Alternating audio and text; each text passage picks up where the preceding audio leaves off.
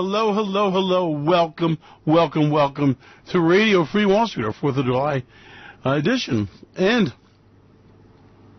I thought it was only fitting that I discuss with you something that's near and dear to my heart and something I've been meaning to talk about for quite a while and have pretty much been neglecting, and that is about where we are in time. You know, it's easy to lose your perspective, okay? It's easy to not understand where we're at in the historic order of the universe. And unless you can step back and look at the experiences of man on the planet and through the eras we've been through, it's hard to understand from a historic perspective where you're at. I want to explain something to you. We have gone through the greatest time of history of prosperity of mankind. We have increased the longevity of the human race.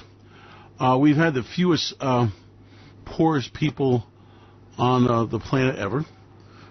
We have had the greatest population ever, and it has been the greatest prosperity ever known by mankind with the greatest personal freedoms. Okay, the world's been a pretty sordid affair for most of our history, and most of our history has been of the history of the oppression of the masses by rulers. Now, that means that your life represents the highest quality, and that means that you have probably peaked in most ways, okay, or are peaking now. The point is that if you haven't made it in this world, you don't have a lot of time to do so. If you have made it in this world, then you have to protect what you have because the pendulum is swinging the other way. We are going into a time of oppression, as you can see it. You have massive migration of people because of the change in the food supply, because of oppressive governments, and people are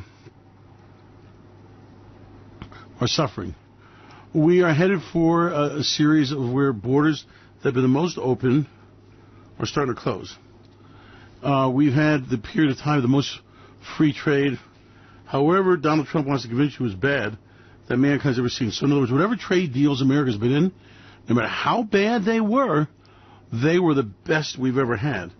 And now that's all changing. So in view of the changes in the planet, we are going into an uglier time. We're going into a world of oppression. We're going into the world of suffering. We're going into the world where malignant diseases will pick back up again. We're going into the world of suffering. We're going into a world that the playing field's very uneven. Let me explain.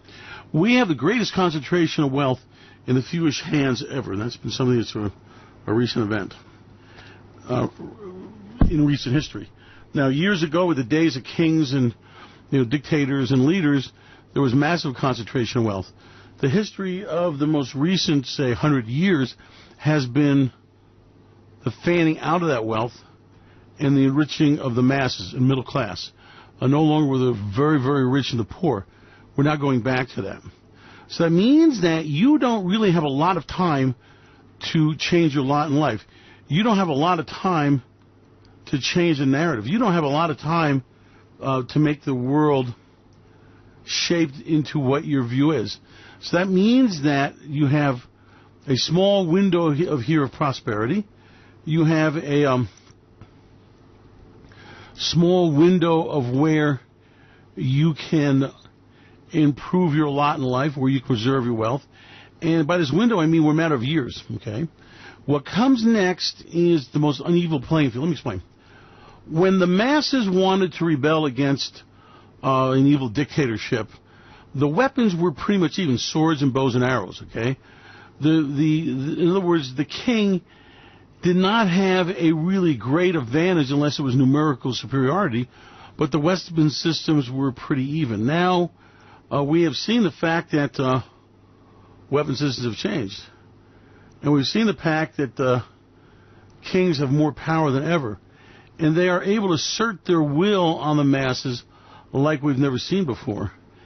And that is an event that is a big game changer. In other words, you may pride yourself in your stashed automatic weapon, okay? You may even have yourself a grenade launcher. I doubt you have a howitzer or a cannon. And if you do, I doubt very much you have a helicopter, Skorsky. I doubt very much you have an F-35. I doubt very much you have a laser-guided weapon or a cruise missile. So the answer is that the power that governments have to impose their will on people is like something never seen before in history. And because of that great balance of power, that means that you can lose your freedom very easily, okay? Now, let me explain even more about that. What you've got to understand is not only is the balance of power slated to the government, but you have to understand that you're in a situation where, oh my God, not only do they have massive power over you, but they have massive information. And that means that you're now looking at a situation where governments can truly control you, control the narrative. They can get massive files on you. They can absolutely control you, okay? And this is a situation where most people are not aware of the grave danger their freedoms are in, okay? Most people are not aware of the fact that government can really do a lot of damage. Most people are not aware that very quickly can you lose your freedom. In other words, governments know what medicines you take, they know where you live, what you do. The file, the amount of information police organizations have on you or oppressive government are like nothing ever seen before. The inequality by the weapon systems they have compared to your right to bear arms is really a sick, pitiful joke. And the problem you've got is the governments are not becoming benevolent. They're becoming more oppressive. We're seeing more people destroyed by governments. Okay, you look what's going on in Africa. You can look at what's going on in Syria. Okay, Syria is a great example of the Syrian people that want to fight an oppressive government, hugely outnumbered, outgunned, outmanned, gassed, genocide on an order that's not even being reported. Okay, so the answer is that if things go bad, and I believe things will go bad, they're going to go very, very bad. And if they go very, very bad, the opportunities for government to impose their will upon you is like nothing ever seen before. Now, there's another side of this thing that you need to understand.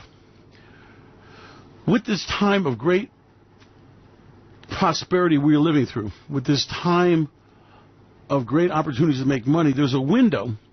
There's a window to take advantage of your knowledge, to take advantage of free markets, to take advantage of trading markets that will not exist. You know, there was a time when if you wanted to buy things and sell things, you needed a merchant license. And that was issued by the king. My family, way back in time, had a merchant license, and that allowed them to prosper, okay? If you didn't have a merchant license, well, you were basically just a slave of society, reduced to extremely poor-paying manual labor and a life subject to the whims of whoever the landmaster was. So this is a situation where now that playing field that's given you great advantage is rapidly disappearing. We are not going to have stock markets in the future, okay? The stock market has become bastardized. It is now little more than a retail sales floor for the fad stock, promoted by brokers who are basically paid and compensated.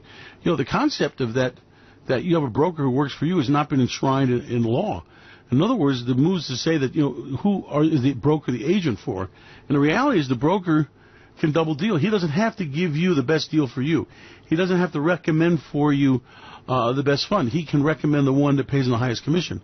That's why so many people will be wiped out. So you need to understand that this world that we've entered now is getting extremely ugly. Now, the good news is that we still have markets that are available to the masses. In other words, you can still open up a trading account.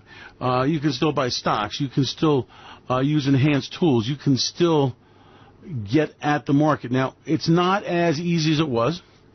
The game is slanted to these massive entities that have a great deal of money. But the beauty about them is that these massive entities are really pretty damn stupid.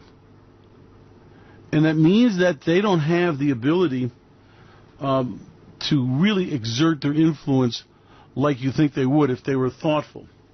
Now, part of the reason why that is the case is they've gotten so big and so unwieldy that they're almost impossible to manage. I mean, these huge funds, and I know I traded a fund, okay? I can tell you that if you're being honest with your clients, funds can get so big, well, you just can't trade them anymore. They can control so much money, and they have to make so much money that it's impossible for them to be profitable. And it's something that a fund manager won't, breathe a word of. I've talked to someone going, what the hell are you doing? You are so large, other than returning, the return of T-bills, you can't do much better than that because you are so big that you move the market on you. And in order to do anything with the huge billions and mega billions you have, you overwhelm the markets. Now, the beauty about this is that in this window we're talking about, we're headed for a depression. We're headed for an economic downturn. Oh, come on, you know that. You've lived through enough of them. You've seen the signs, the Fed's raising rates. And by the way, they're the great equalizer. The way for the little guy to really get out of the market is a short seller, okay? If you think they're going to let you buy into the game and ride stocks higher and higher and higher, is bullshit. The IPOs are a rigged business. The shares of stocks are so grossly overvalued that there's no real value to be derived. The days of buying really good companies that are going to become bigger and stronger is just bullshit unless you hit a lottery-type company. And the reason why is that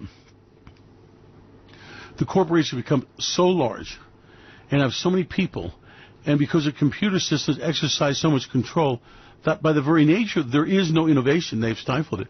There is no ability for them to innovate, as you're seeing. And that is why they buy companies and pay such ridiculous amounts of money, because they're basically buying ideas. And they're buying talent. And as you're also seeing, if you understand the game, the talent soon says, I don't need this shit, and leaves. So by the very nature, major corporations kill the entrepreneur, which means that for the entrepreneur to open a small business becomes very, very popular. The guy that opened Subway, one of the biggest franchises, said that, in this day and age, he could have never opened that chain. He could have never prospered.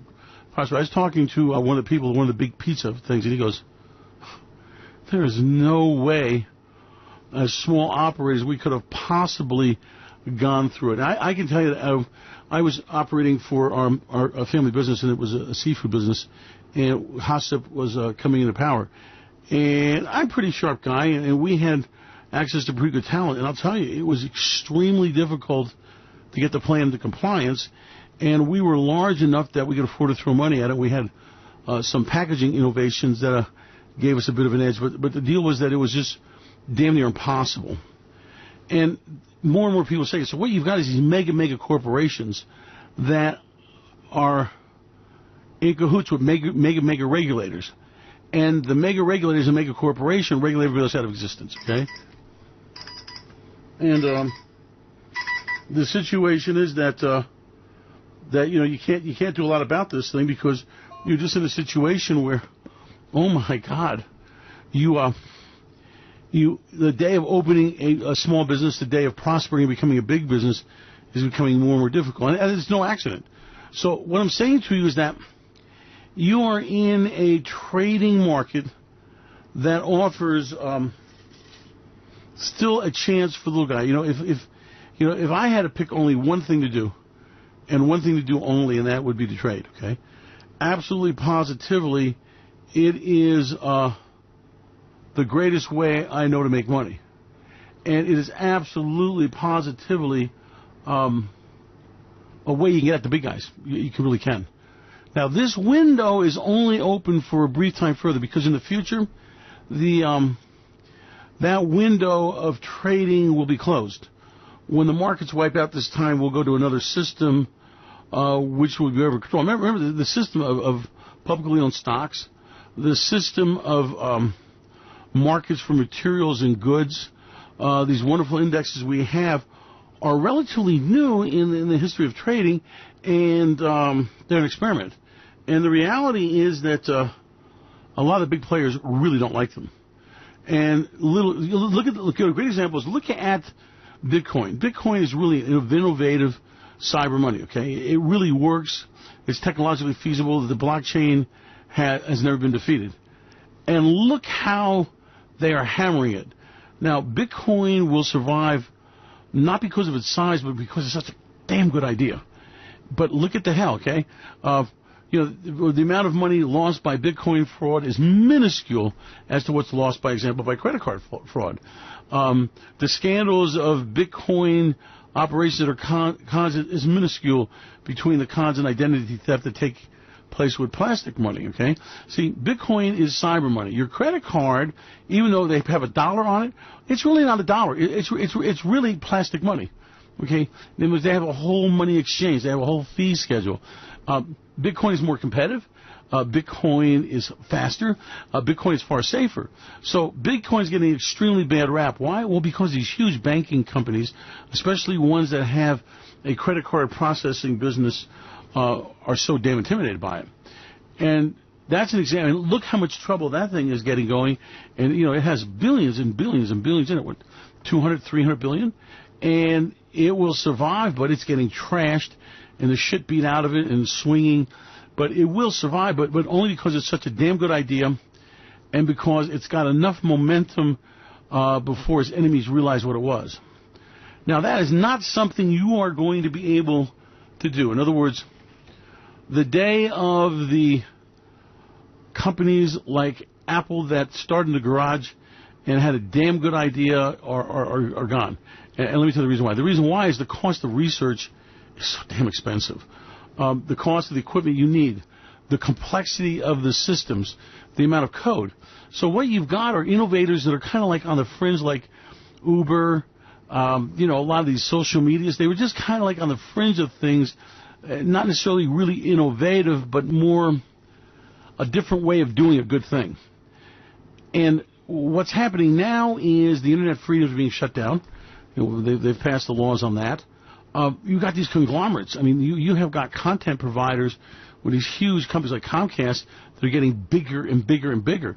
They're so big now they control the playwrights. They control the actresses and actresses. They're the ones that provide funding, and that the independents, again, are being snuffed out. So if you understand this trend, you understand that there is one huge opportunity and one huge opportunity only. And that is the trade of the coming economic wipeout recession. Now, wipeouts are not permanent in nature. It's like a plague, okay? In fact, a lot of times that was referred to as a plague or a dark age, okay? Those were the economic cycles when economies were primitive. Well, we are not, mankind has not freed himself, no matter how many algo guys, you didn't do it, no matter how many mathematicians they hire, and how many algo guys. So we are headed for a recession. We're headed for a recession because of the massive amount of bad debt that will never be paid, and the massive amount of debt obligations of others that have been dumped into the hands of the unsuspecting, mainly the baby boomers. That's the last great pool of wealth. And in the IRA and 10Ks, there's no way they'll get the money. Now, the way that'll work is the people that grab their money first and get out of the game will get it, as always the case. And the ones that wait the longest will be there sucking hind tit and get nothing. Now, in the impoverishment of the baby boomers is also another factor. That will be the failure of the healthcare system. As it is now, access to health care that has peaked is now going down. And more people are being deprived of exotic health care, and that situation will get worse.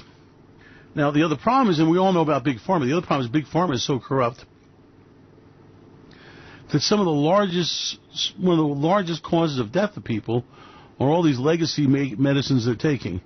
And Big Pharma has made sure that these legacy medications are not really regulated, not really understood, and the problems with the dosing.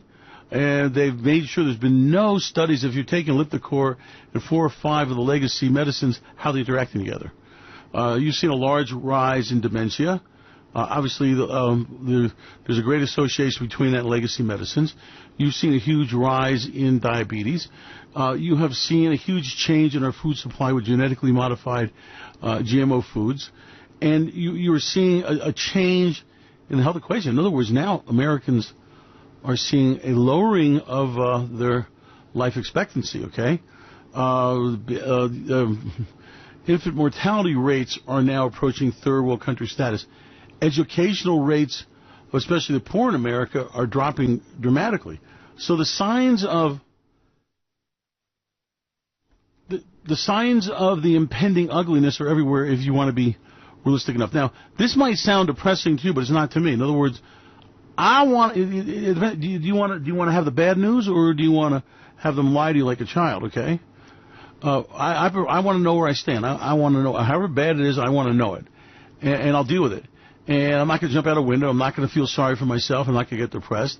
I will deal with whatever life brings me, and I will use my God-given talents, and my will, and my propensity to work very hard and very long to figure it out.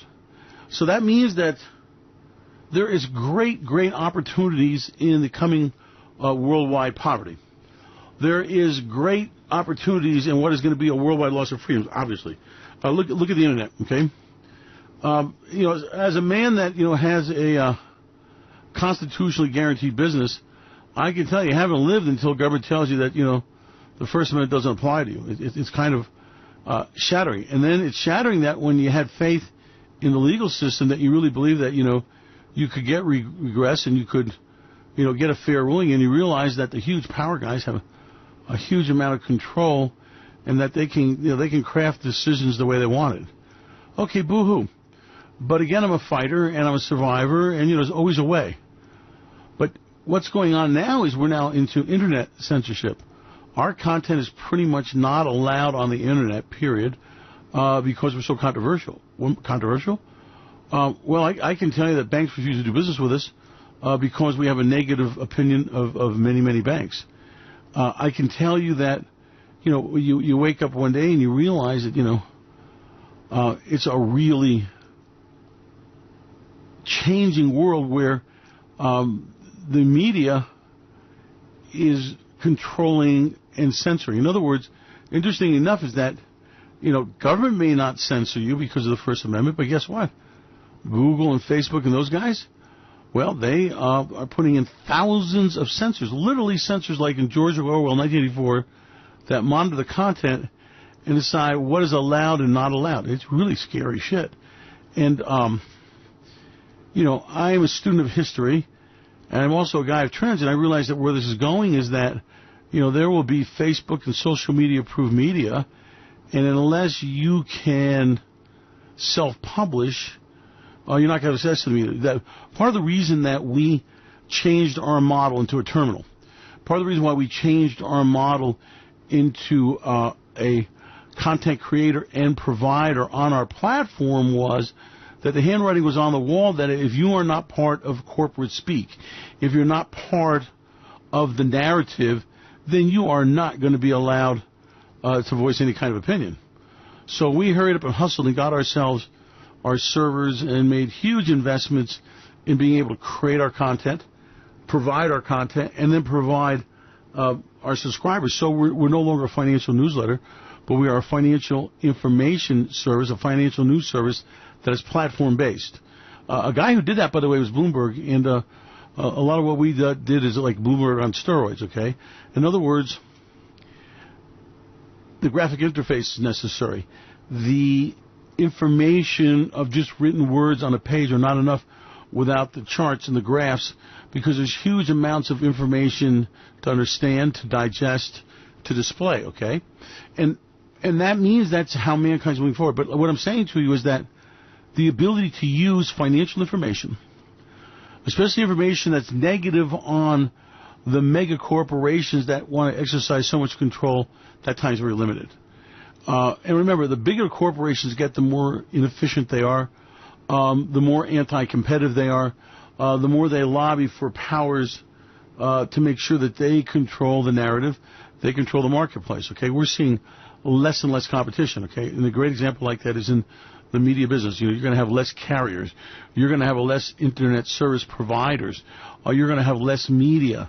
You're going to have less, for people with the artistic side, you're going to have less movie producers. You're going to have less money available for people. For example, you've got Disney that is, this powerhouse of movie productions. So you have a lot of good scripts, but, what's happening is, they're more like the same old tried and true Star Wars themes, as an example. Just do it over with, version 10, 15, 20. So the willingness to take a walk on the wild side, the willingness to support new thoughts, new ideas, especially those critical of government, are going down the drain. Now you're also seeing border walls go up, okay? Well, I lived through a time being a world traveler, and I don't mean on a Greyhound bus, but a world traveler and a businessman doing business all over the world because my talents were in demand. There was the greatest freedom of movement ever. I was there and purposely was there, and went to Europe in the year 2000 because I knew that there was great changes coming with the Schengen Agreement. Okay, so I traveled and did business in Europe extensively, enjoying that incredible freedom of movement, the duty-free, tax-free zones that were incredible, the one currency, the euro, which I bought the shit out of euros at 78 and 80 cents, and fortunately got out of them at the $1.40 area. So, understanding that, because let me tell you what's happening. This great movement and this great experiment with free borders, the great experiment with duty-free movement of goods and services, the truly free trade, entrepreneurial businesses that can use the internet to very quickly ramp up into billion-dollar enterprise is over. You have seen the maximum level of prosperity of the masses. You have seen the maximum, I think you know this, the maximum individual freedoms. And now what's happening is, as you're seeing, governments have gotten so big and so oppressive, and because of technology, they can control so much information about you. Green tea time, hang on.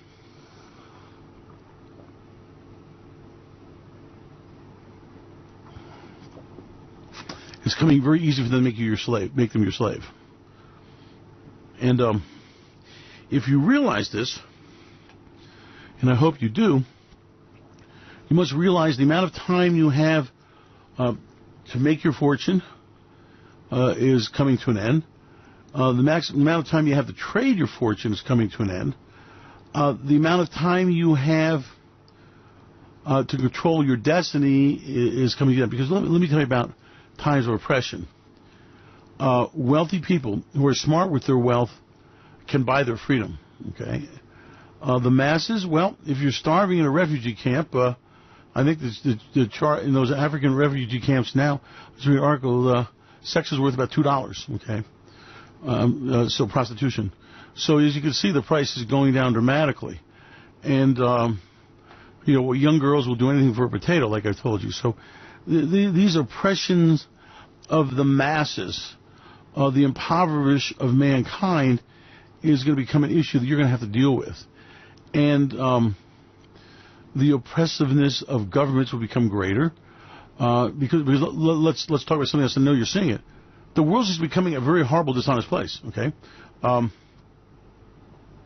honest men are being replaced by very evil people, as you're seeing. You can't trust your doctor. You can't trust your lawyer. You can't trust your broker or your physician. You can't trust anyone to do a job. I deal with a lot of people, and sometimes I'm astonished at what basic information and services a broker is providing is not. I'm astonished at what tax changes that would benefit people they're not made aware of. I'm astonished at how employers are changing the rules of retirement and getting your retirement money and how they invest it, what they do with it, to a point where you become, holy shit, they really don't have the money and they really aren't going to give them to people. So there's another advantage, and that is where people of knowledge and sophistication and integrity shine. Okay, so because there's so many scoundrels, it's easier to separate yourself from evil, and that's the only way I know how to put it. I was talking to a friend of mine, and he said to me, I never understood disinformation, and I said, look, it's all information, and of course it's disinformation, of course it's their bullshit, of course it's their spin, but that has value to it because you can trade it, you can analyze it. And a great example is oil trade. Okay, we're not going to have enough oil because there's outages in Canada. It can be That is in Canada, are up in 2 weeks. The oil that didn't get shipped has been put into storage and will be readily available to market. Venezuela oil is not going to come to market. We're not going to have it because their production up. Well, they basically were at, if the truth be known, maybe 2.5 million barrels a day. Really, really, really. They're probably at 1.5, 1.6. It's 500,000 barrels. It's not a factor in the scale of thing. Well, that Angola oil is going to come out of the market. Well, Angola's a pissant producer. If you want to look at who's producing, you've got to get into what I call the 10 million barrel per day club. There's only 3 members. 3. Saudi Arabia. And only one was at OPEC. That's Saudi Arabia. That's Russia and the United States of America. And guess what? The world's largest producer of barrels of oil per day is Russia. The next largest producer, just so you know, is the United States of America. And the third is the Saudis. But guess what? They got the little valve to go, ee. You hear that sound? Ee. There's one guy cranking a valve, and all of a sudden they go, ee. They go from 10 to 11 to 12 to 13 to 14 million barrels a day. I've watched for the past 20 years, in enlightened watching, huge number of wells put in Saudi's biggest fields. I've watched the largest export terminal in the world expanded greatly. I've watched huge pipelines put in. Saudi Arabia, contrary to myth, by the way, it's a state secret. You can get it's death, by the way. To reveal a state secret, which is Saudi's reserves, oil reserves, how much they got, and their production capacity. Anybody that does that is subject to death. Okay, and it's not like a maybe. You don't no appeal to Supreme Court. No, that guy goes in, chop his head off. Okay, King Fahd will do it, and off goes the head. So I can tell you that for a fact, the numbers of that Saudis can produce is way understated. Now you have another situation, and that is Vladimir Putin. Now, I've known a few colonels, and I've not known many of them that are Einsteins, okay? But more than one government's been overthrown by a colonel. Gaddafi comes to mind. You got our good friend Vladimir Putin. Colonels are a very dangerous rank, okay? The dictator-elect of Venezuela, Chavez, another example of that. And the problem with them is that they're not necessarily the smartest people in the world, okay? But they are brutal by nature, okay? Now, you've got a great example is that Putin is not the smartest tool in the box, okay? Is he the most ruthless man on the planet? Yeah. Is he the richest man on the planet? Without a doubt. Does he own Donald Trump? Of course he does. Let's not be stupid. And that's why Donald Trump is actually constantly trying to defend the role in the G8 or the G7 or G6, as Donald Trump puts it, making light of the invasions of his neighbors and the existential threat he is to all of Europe, okay? And this is a man who, under brilliant advice, looking at his Soviet model, realizing, well, we're not going to have a free enterprise system here. We're not going to have any great innovations. Name, what great innovations do you have? Well, make it, make a damn good machine gun. But what really is coming out of the Soviets? And the reality is, an extremely highly educated population who are brutalized by their government, and they do very little innovation. But they are a weapons powerhouse. And something else, he understood that in order for the Soviet Union, which has the largest landmass on Earth and a relatively small population with a very low longevity, right? Some of the highest death rates of birth, some of the shortest life expectancies, is kind of amazing, is that they would invest in their oil. So what they did was they changed the equation. And they now got the ability to produce an 14 million barrels a day, and that should go up by another 2 million barrels. So the narrative of the fact that there's not enough oil supply and demand will outseed production is total bullshit. And the reality is that because they are killing demand with price, they are going to bring more oil to market. Now, this again is part of my dim view of the future. In other words, for the average working guy, for the average retiree that's not in control of their finances, this would be a real ugly time. For people that cannot guarantee the future. A great example is the cost of litigation, okay? I mean, you're not going to fight government without a budget of 10, 15, 20 million dollars on most anything, okay? And you can see that the people that can fund their legal battles, like some of these hedge fund guys, they've just gone at it with the government. Well, all of a sudden they're in inside trading and they're in jail, and the next thing you know they're released, and they can fight government on an equal footing, and they've got the money to budget their fight, and they can prevail, where a lot of people just railroaded by the system. So the answer is that if you want to survive what is coming, you better damn well be wealthy. You better have enough money to get yourself off the radar screen or appear as something you're not, okay? I'm no threat. I'm just here, living out my days, and that is the situation. Now, how do you do that? Well, the reality is that if you don't have vast amounts of money, there is this great opportunity that you're seeing on basically the short side and almost everything. We're talking about the short side trading crude oil and gasoline prices that are going to plunge. We're talking about a euro that's going to wipe out, dry up, blow away, and be no more. We're talking about European stock markets that are going to crash. You're talking about China ringgit, the yuan that has no choice but to go to 10 to the dollar. You've got a situation where there's no choice but the dollar skyrocketing in value and U.S. interest rates soaring to the moon. Why? It's the only country that's got a predictable, understandable, sustainable debt load that will be paid, and a big enough liquid market, and a widely accepted currency. Remember we talked about, the secret to a currency is, I don't give a shit if it's little clay shells, or little beads, or digital money, or dollar bills, or gold Krugerrands, or silver rounds, whatever it is, it has to have acceptance. And then when you have acceptance, that's how you establish the value. Well, the problem is that a lot of these other currencies that are wiping out are not going to have acceptance. And the dollar will only thrive in that, and that's why your dollar's a great bet. So what I'm saying to you is that if you really look at the world you're living in, and you take off the rose-colored glasses, you go, well, that's so negative. I don't give a shit about negative. I don't give a shit about positive. I give a shit about surviving and prospering. And the conclusion you come to is that there is a huge opportunity to acquire vast amounts of money and a huge opportunity to change your lot in life. And that window of opportunity is a matter of years and not decades, more than months. And so I would urge you to educate yourself, take advantage of, and understand that the real wealth has been created. Well, the real wealth hasn't been created in real estate. The real wealth has not been created in banking. If the truth be known, the real wealth of our time has been created in trading. And people who understand how to trade, people who know what to trade, especially people who are fundamental traders, can do extremely well.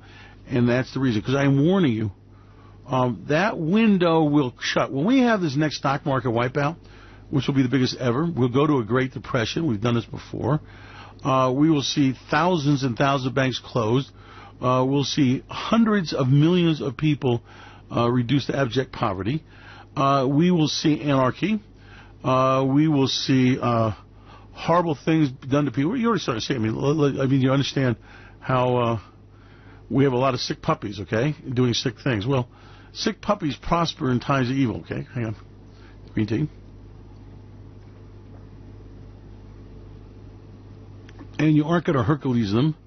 You aren't going to outgun them. But you are going to outsmart them. And outsmarting evil is a very smart thing to do. But it's very difficult. You remember that there's an old saying that says, be as sly as a fox and as harmless as a dove. Pretty tall commandment, right? But it's very doable. So what I'm telling you is that we're heading in a direction, and I wanted to devote the show to it to say to you that there's a lot of money to be made trading. And we are at such a time where, with ETFs and enhanced tools, with a little bit of knowledge, with a little bit of tools to level the playing field. See, right now, the playing field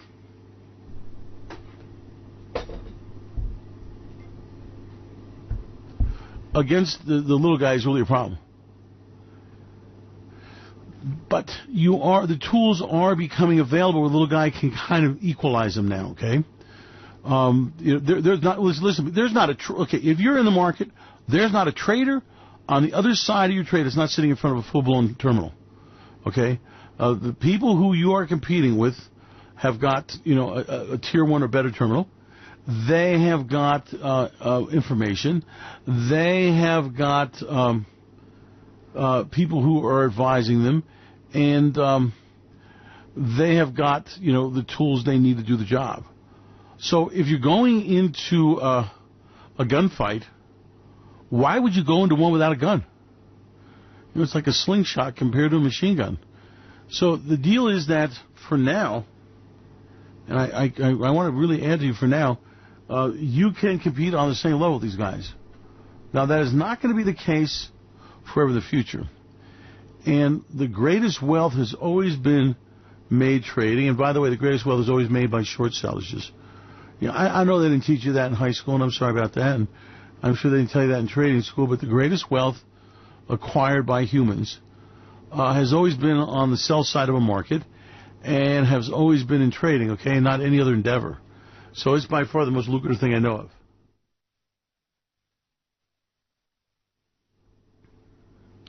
And you're at a time right now where you can turn knowledge and fundamental trading into power. You can enhance your returns. And it's a great opportunity because I'll tell you why. After we get this next stock market wipeout, like I said, the regulators will basically regulate the system in such a way that it's not be workable, okay? The trading platforms open to the public will not exist. Markets will not move. If they do move, they'll be contrived and not tradable. And there'll be a whole revamping of how we trade, okay? We've seen that, by the way, throughout history, so it's not anything new. But this time it's going to be very ugly. So I'm warning you that you have little time to get your ducks in order. If you've prospered greatly in these times, well, then you need to ensure that the fruits of your labor are going to be there. And if you haven't prospered like you should, this is the last train out. This is the last opportunity, and it would behoove you to understand it, investigate it, and change it. The playing field is changing very quickly, and a wipeout is coming like you've never seen before. I hope you can embrace this. But that's not something depressive, okay? I want to know, what's going to happen. I want to know the direction the world is going to come in, and I want to know how to take advantage of it. Well, don't you?